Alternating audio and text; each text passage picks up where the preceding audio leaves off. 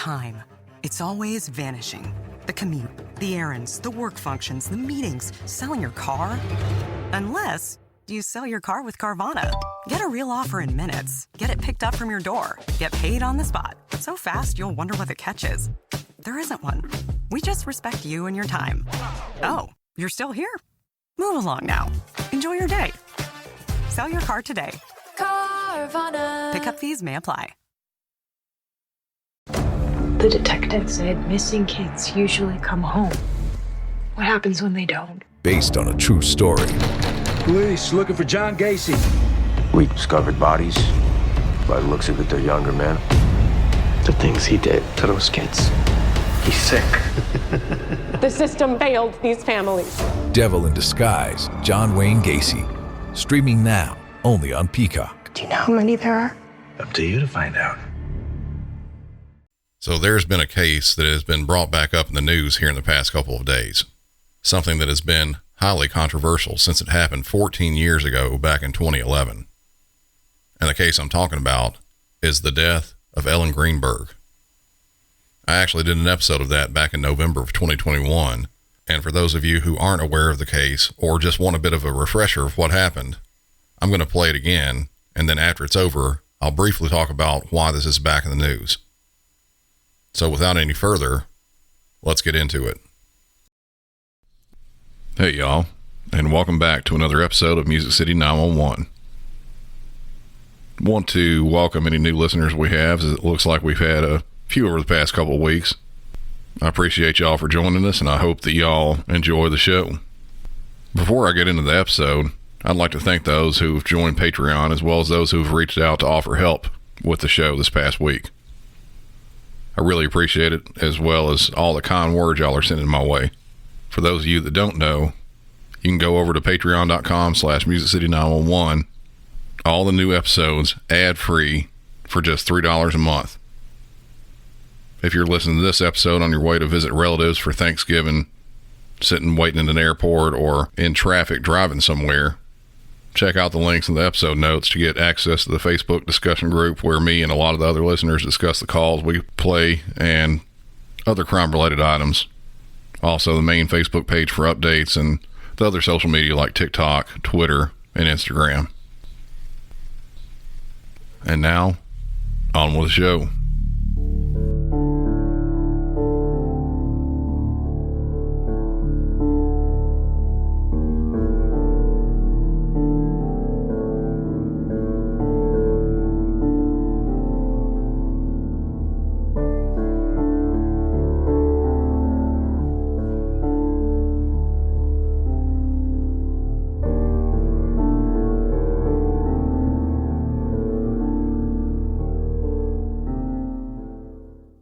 Help! I need everything now. I just walked into my apartment. My fiance's on the floor with blood everywhere. What is the address? 4601 Flat Rock Road. Please come. Help. 4601 Flat Rock Road. Is this a house or apartment? Oh no. Oh no. Apartment. It's an apartment. What apartment number? Please hurry, please. Where is she bleeding from? I don't know. I can't tell. No. So you have to calm yourself down in order to get you some help. I'm sorry. I don't know. I'm looking at her right now. I can't see anything. There's nothing broken. She's bleeding. Ellie! You don't know where she's bleeding from? Can't tell where the blood's coming from? I think her head. I think she hit her head, but it's everywhere. Okay, it's everywhere. Think she might have fallen? Do you know what happened? She may have slipped. There's blood on the table. Her face is a little purple. Okay, hold on for rescue for her. Stay on the phone.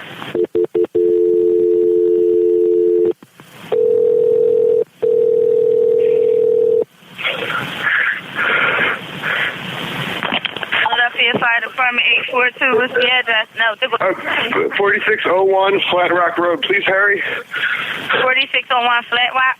Yes. What's wrong?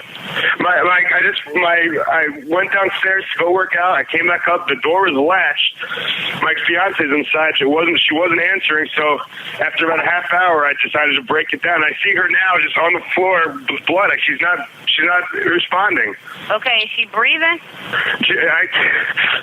Look at her chest. I need you to calm down, and I need you to look at her chest. It's really. I really don't think she is. Listen to me. Someone's on the way. Look at her chest. Is she flat on her back?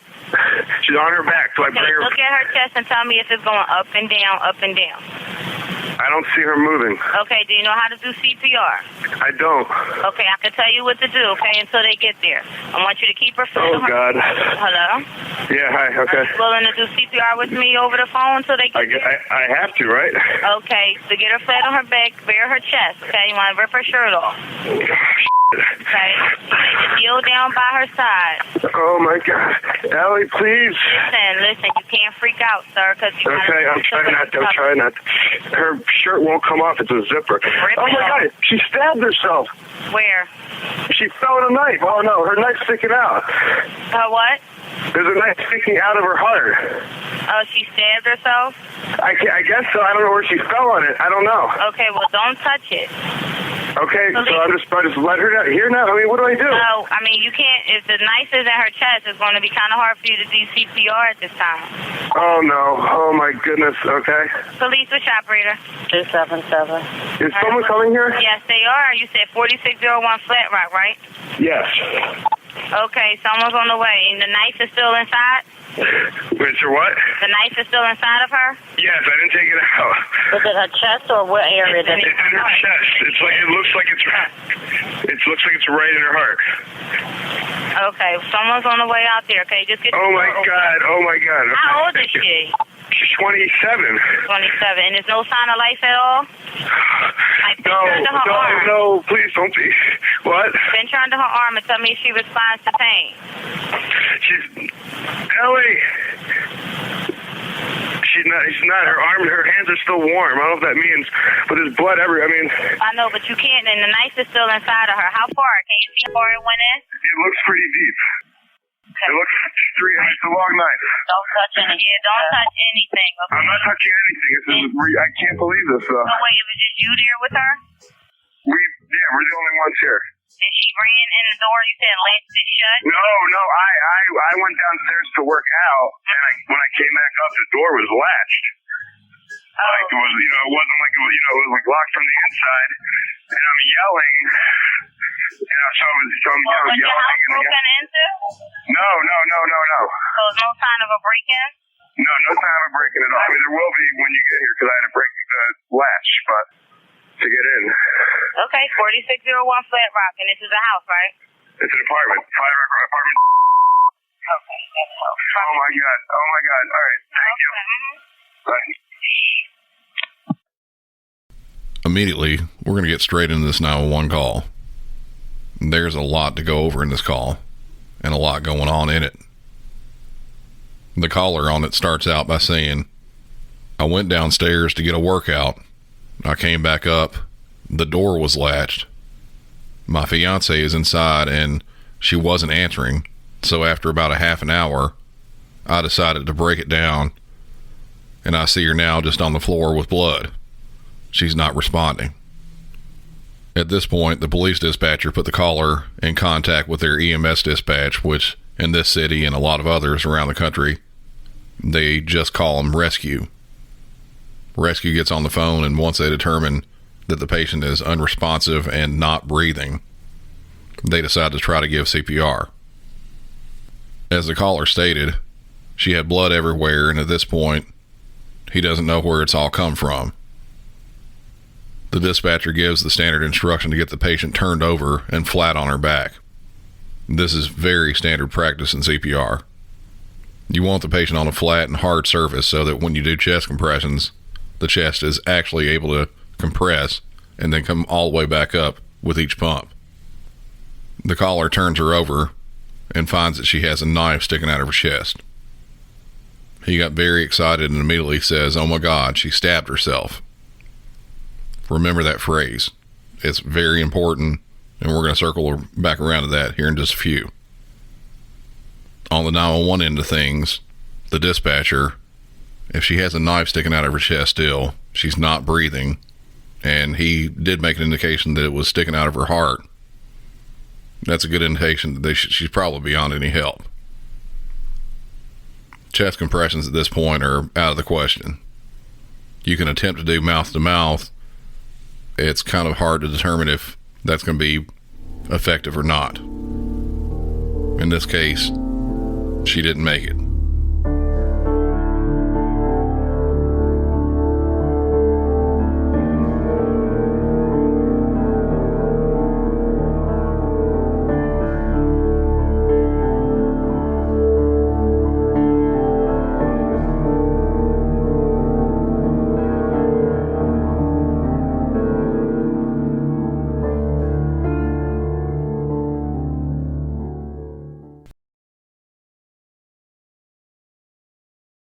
The holidays sneak up fast, but it's not too early to get your shopping done and actually have fun with it. Uncommon Goods makes holiday shopping stress-free and joyful with thousands of one-of-a-kind gifts you can't find anywhere else. Uncommon Goods looks for products that are high quality, unique, and often handmade or made in the U.S. Many are crafted by independent artists and small businesses, and because they're made in small batches, the best finds can sell out fast. Looking over their website, I was amazed at the amount of variety of incredible items. From self-care to wedding gifts to kitchen goods to mixology and thousands more, they've got you covered. I was particularly jealous of their cocktail smoker kit that would be a vast upgrade in the one I already have. And with every purchase you make at Uncommon Goods, they give $1 back to a nonprofit partner of your choice. They've donated more than $3 million to date. So shop early, have fun, and cross some names off your list today. To get 15% off your next gift, go to uncommongoods.com/MC911. That's uncommongoods.com/MC911 for 15% off. Don't miss out on this limited time offer. Uncommon Goods. We're all out of the ordinary. As the weather cools, I'm swapping in the pieces that actually get the job done. Warm, durable, and built to last. And Quince delivers every time with wardrobe staples that'll carry you through the season. Quince has the kind of fall staples you'll actually want to wear on repeat, like 100% Mongolian cashmere from just $60, classic fit denim, and real leather and wool outerwear that looks sharp and holds up. I actually did a bit of a fire and ice mix when I picked up one of those 100% Mongolian cashmere sweaters, which is super warm and soft, along with a pair of their 100% silk boxers to keep my underbits nice and cool. And their selection doesn't stop there. They carry an extensive line of high-quality travel items, incredible-looking furniture, and men's and women's wear, and beyond. Layer up this fall with pieces that feel as good as they look. Go to quince.com/MC911 for free shipping on your order and 365-day returns. Now available in Canada, too. That's QUINCE.com/MC911. Free shipping and 365-day returns. Quince.com/MC911. This episode is brought to you by Netflix. Everyone is telling her she dreamt it, but in The Woman in Cabin 10, Lo Blacklock is determined to uncover the truth. In the gripping new thriller coming to Netflix October 10th, Keira Knightley plays a journalist aboard a luxury yacht who witnesses a crime she can't unsee. Adapted from Ruth Ware's best-selling novel, directed by Simon Stone. Watch The Woman in Cabin 10 now, only on Netflix. The victim in this, her name is Ellen Greenberg. This happened all the way back in 2011. Her death was ultimately ruled a suicide, stating that she stabbed herself. If that was the headline in a news story, not many people would actually read the full story. They just see it and keep scrolling through their feed or maybe flip the page of the newspaper they saw it in. But this wasn't simply the case. And still, even today, 10 years later, there's controversy surrounding it. Ellen Greenberg was just 27 years old when she died on January 26 of 2011. She was a school teacher, lived in the northwest neighborhood of Philadelphia. Her fiance, the caller in this 911 call, his name is Samuel Goldberg, lived with her in the apartment. Ellen had come home early from school because they were actually expecting some blizzard-like conditions. Samuel states that he went to what I'm guessing is a small gym in another part of the apartment building, then came back just a little while later and found that the door was latched shut. He stated that he called out for her and waited nearly 30 minutes before breaking the latch on the door. There's a few things that are suspicious about this, and you'll likely think a little bit more into this after I give some details about her actual death. As I said before, authorities, both the medical examiner and detectives, ended up ruling this a suicide.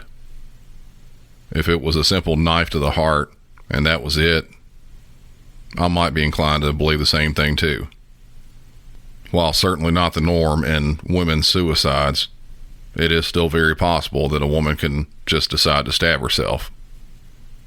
But the fact that she was stabbed 20 times, that gives me pause in thinking it was a suicide.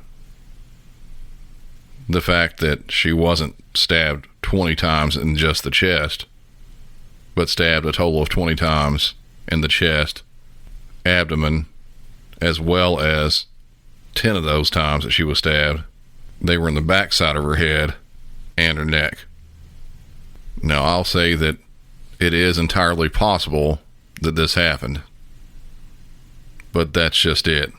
It would be in my opinion, a very, very slight possibility. Most people don't stab themselves 20 times, and if they are, they don't try to stab themselves in the back of the head and neck. Like I said, it's entirely possible that it's happened, but it's just not very likely at all. I don't see that as happening at all. There are a few things on this 911 call that I find a little bit suspicious. I'm not necessarily saying that this is the way it happened. I'm not sure. But generally in investigations like this, they look at whoever's closest to the victim, and in this case, it would be the fiancé.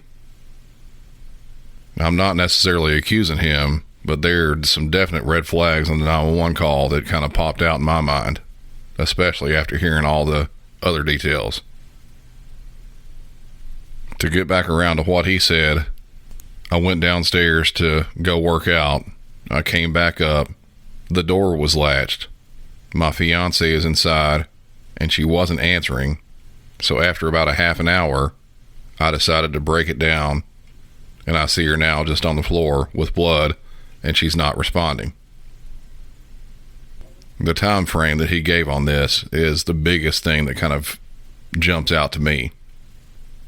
If I'm in the same apartment building, I go downstairs, work out, come back upstairs, and the door is latched and I can't get back in, that means that whoever is inside was the one that latched it. You call out to your fiancée several times and she doesn't answer, maybe for a few minutes, I would wait for it. Maybe. A door latch is not that expensive to replace. And depending on what kind of latch it is, they're pretty easy to get around. But for the life of me, I can't imagine getting home, even if I just went downstairs like he did, and standing outside waiting a half hour before I actually busted back in. It would be another thing if he didn't have the power to actually break back in, but he did. He said himself that he broke back in, and that's the only forced entry that would be visible when police get there. The other thing in the call that jumped out at me, and this may be the even bigger clue in this, I'm not sure again, it just seemed like it stuck out to me the first time I listened to it. Oh my God, she stabbed herself. That's what he said. Unless she had given some sort of other indication that she was suicidal or something along that lines, I don't know that I would immediately say she stabbed herself. If everything was good in the relationship, which I don't know if it was in this case or not, I wouldn't have necessarily jumped right to she stabbed herself. I find somebody laying in their floor, regardless of my relationship to them, and they've been stabbed in the chest, my mind does not automatically go to suicide. Now, he did say directly after that she may have fallen on the knife, and again, that is entirely possible. But like I said, with everything else, it doesn't seem very likely. Police on this, they started leaning towards the possibility of suicide when they found out that the house was not broken into, there were no defensive wounds, and also a lack of anybody else's DNA there inside the apartment. This was arrived at kind of in conjunction with the medical examiner. They initially said that it was a homicide, then revised the statement to go back to a suicide. There was some back and forth, but ultimately they decided it was going to be a suicide, and that was the end of the case. For years, that's all it was. My own theory is that the fiance in this, it's possible that he could have done this. They did find some bruising on various parts of Ellen's body and a couple blows to the back of her head that could have easily knocked her out, and that would have made it to where there was no defensive wounds. As to there being no forced entry other than the latch, as I said, depending on what kind of latch it was, could have easily been pulled at from the inside to make it look like that. The no extra DNA, as in from someone else that was left there at the crime scene. Again, if it was done by the fiance, there would likely be no extra DNA there. And like I said, these are just complete and total theories, shots in the dark, no clue if that's the case or not. But the police, they seem to believe that he had nothing to do with it. The family of Ellen, they've not been able to rest. In an interview, they literally said they hadn't been able to sleep in over 9 years. They have been fighting, trying to reopen this case to try to get it to be classified back as a homicide and not a suicide. They are slowly winning their battle in it. Ellen's parents have decided to sue the medical examiner's office, and they have been granted, at least to this point, a non-jury trial. They're trying to get the cause of death changed to undecided or a homicide. That way they can get the case opened back up. There have been other issues revolving around this case, both back then around when it was being investigated as well as recently. According to the parents, the fiance, Samuel, his uncle came and removed a laptop that belonged to Ellen from the apartment. The attorney general in this said he would do a forensic analysis of the laptop, but nothing was ever sent about it, and they're not even really sure if an analysis even happened at all. A statement from the Pennsylvania Attorney General's office, they said this: Ellen's death is nothing short of a tragedy, and our hearts go out to the family and her friends. Her death is unimaginable and admittedly hard to accept, but all of the evidence thoroughly reviewed by our office and the findings of the medical examiner show this was a suicide. Allegations of new evidence have been unfounded. While it is heartbreaking to everyone that our investigation didn't find the resolution her family wanted in this bizarre and perplexing case, there is nothing more for our office to do until and if legitimate new evidence is brought forward. At this time, no such information has been shared with our office, notwithstanding our request for interested parties to provide any relevant information. Anyone can follow. It takes something special to be an original, which is why the 2025 Lincoln Navigator SUV arrives with new ways of surrounding you in luxury, including the ultra-wide 48-inch panoramic display and the multi-sensory Lincoln Rejuvenate experience. A true original never stops evolving. So meet the 2025 Navigator, the original that's all new and better than ever. Learn more at Lincoln.com. Lincoln and Navigator are trademarks of Ford or its affiliates. Running a business comes with a lot of what-ifs. But luckily, there's a simple answer to them. Shopify. It's the commerce platform behind millions of businesses, including Thrive Cosmetics and Momofuku. And it'll help you with everything you need. From website design and marketing to boosting sales and expanding operations, Shopify can get the job done and make your dream a reality. Turn those what-ifs into... Sign up for your $1 per month trial at shopify.com/special offer. Now, as y'all know, this show doesn't do an extremely deep dive into a case. That's not what I do. We go over the 911 call, talk a little bit about the case, and don't deep dive into it too much anyway. But truth be told, without deep knowledge of this, it's hard to accept that this was a suicide. And because it did seem so weird that it was ruled a suicide, out of my own curiosity, I did dig a little deeper than what I normally do. I wanted to find out how in the world both police and the medical examiner could have figured this to be a suicide. And everywhere I look, I find out more and more info about this case, the less and less it looks like it's still that it was a suicide. The door situation with the yes and no forced entry, I found that they had a bar type latch.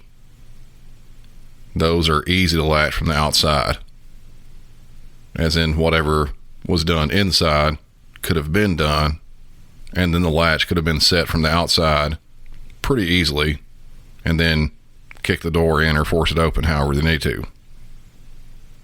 They also had a balcony, but they were on the 6th floor, so the height would have made it near impossible to enter the apartment that way. And also there was evidence of snow being on the balcony that was undisturbed.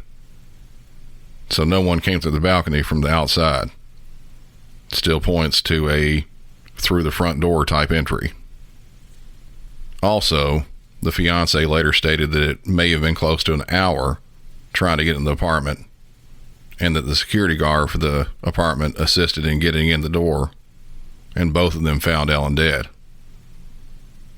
The problem with that is the security guard said he never left his post. That day, Ellen seemed to be in a good, normal mood with her colleagues and was texting with some of her friends and even had a good conversation with her mother. Earlier, she had sent out save the date cards for the upcoming wedding. The point in all this, it looks as if there was no evidence that Ellen was wanting to kill herself.